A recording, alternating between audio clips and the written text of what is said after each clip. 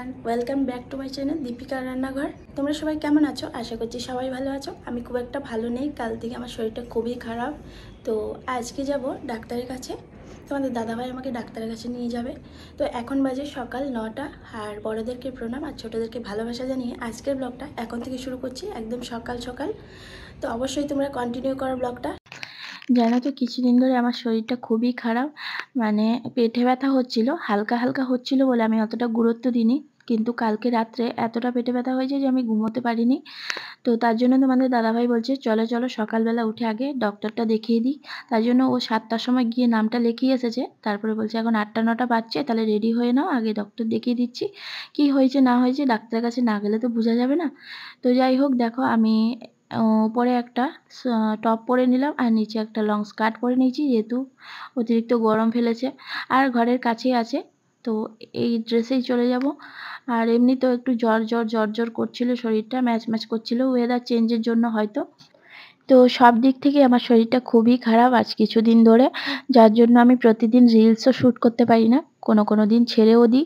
তো যাই হোক, রেডি হয়ে গেলাম আর ঘরটা লক করে দিচ্ছি, দিয়ে দুজনেই চলে যাচ্ছি। দেখা যাক, টেনশন তো হচ্ছে, জানি না কি হয়েছে, কি জানি টেস্ট দিবে না কি ওষুধ দেবে জানি না। যাই হোক, ডাক্তারের কাছে না গেলে তো বোঝা যাবে না। তো এসেই দেখছি ডাক্তারবাবু এখনও আসেনি, যার জন্য কিছুক্ষণ বসেছিলাম। এসে দেখছি আমার 5 নাম্বারে নাম আছে। তো আমার আগে যারা এসেছে তারা সবাই ঢুকে গেছে, ঢোকার পরে সবশেষে শুধু আমি ছিলাম বসে। দেখো পুরো ফাঁকা হয়ে গেছে, সবাই ডক্টর দেখিয়ে চলে গেছে যার যার বাড়ি। দেখো আমারও ডাক্তার দেখানো হয়ে গেছে, আর উনি আমাকে দুটো কস্টলি টেস্ট লেগেছে, হ্যাঁ, যেগুলো খুবই কস্টলি। তো এখন না বললো আমাকে এখন কিছু ওষুধ দিচ্ছি, ওষুধগুলো খেয়ে যদি না কমে তাহলে তুমি টেস্টগুলো করে আমার সাথে দেখা করবে। তো যাওয়ার পথে তোমাদের দাদাভাই আবার কিছুটা চিকেন নিয়ে নিয়েছে, বলছে আজকে চিকেন খাবে নাকি। তো এসে আমাকে বলছে দাও আমি পেঁয়াজ রসুনগুলো ছাড়িয়ে দিচ্ছি, তাড়াতাড়ি হয়ে যাবে, যেহেতু আজকে অনেকটা দেরি হয়ে গেছে তাই শর্টকাট রান্না করব, চিকেন আর ভাত। আর এখানে দেখো আসার পথে কিছুটা ফলও নিয়ে নিয়েছে। আমাকে জিজ্ঞাসা করছিল যে কি ফল নেব, তো আমি বললাম তরমুজ নিও, গরম পড়েছে তো তরমুজটা খেতে বেশ ভালো লাগে। তারপরেও তরমুজের পাশাপাশি আরও অনেক রকমের ফলও নিয়ে নিয়েছে। তো যাই হোক, এগুলো প্রতিদিন সকালবেলা ওকে টিফিনে দিয়ে দিই আমি, টিফিনের সাথে একটু একটু ফলও দিয়ে দিই। সকালবেলা সব কাজ করে রেখে বিছানাপত্র গুছিয়ে ঘর ঝাড়পাট দিয়ে তবেই আমি গেছিলাম ডাক্তারখানায়। এখন শুধুমাত্র রান্নাটাই বাকি আছে, রান্নাটা করে নেব খুব শর্টকাটে, যেহেতু ও আবার দোকানে যাবে।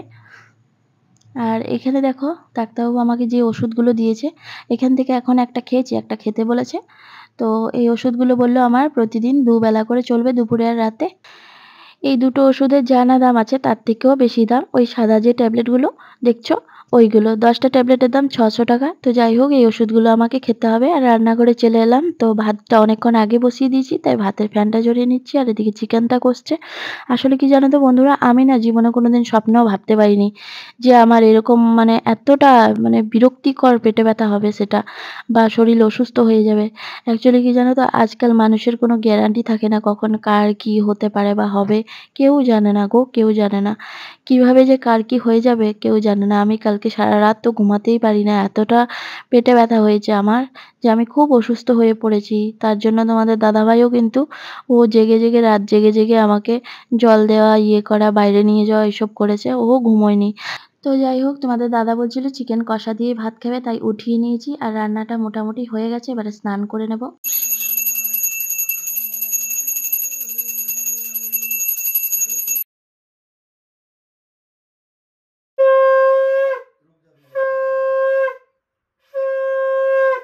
ঝপ করে স্নানটা করে পুজোটা দিয়ে দিলাম। যত কিছুই হয়ে যাক, সে বিকেলে 4টে বাজুক, 2টো বাজুক, 1টা বাজুক, আমি পুজো না দিয়ে কখনো ভাত খাই না, আমি পুজো দেবই, যা কিছুই হয়ে যাক। তো এখানে ভাত বেড়ে নিয়েছি। আর তোমাদের দাদা কি করেছে জানো তো, আমি স্নান করতে ঢুকেছি, ও এখান থেকে অলরেডি অনেক চিকেন কষা খেয়ে নিয়েছে। আর খেয়ে বলছে তুমি একটা থালাতেই ভাত বাড়ো, এখান থেকে আমি একটুখানি খাবো, বেশি ভাত খাবো না। তো একটা থালাতেই এই জন্য ভাত বেড়েছি। আর ও আমাকে বলছে দাও তুমি ভাতটা খাও, আমি তোমাকে একটুখানি ভিডিও বানিয়ে দিচ্ছি। তো বন্ধুরা, আমাদের খাওয়া দাওয়া শেষ। আর আজকে যেহেতু ছিল সোমবার, সকালবেলা তোমাদের দাদাভাই দোকান খুলেনি, কোথায় গেছিলো তোমরা ব্লগে দেখতেই পেলে, আমাকে নিয়ে ডাক্তারের কাছে গেছিলো। তাই জন্য দুপুরবেলা খাওয়া দাওয়ার পরে এখন সেকেন্ড হাফে ও চলে গেছে দোকানে। আর আমার এই মুহূর্তে কোনো কাজ নেই, এখন কয়েকটা রিলস শ্যুট করার আছে, তো এইগুলোই আমি করব। তাই জন্য আজকের ভিডিওটা এখানেই শেষ করছি।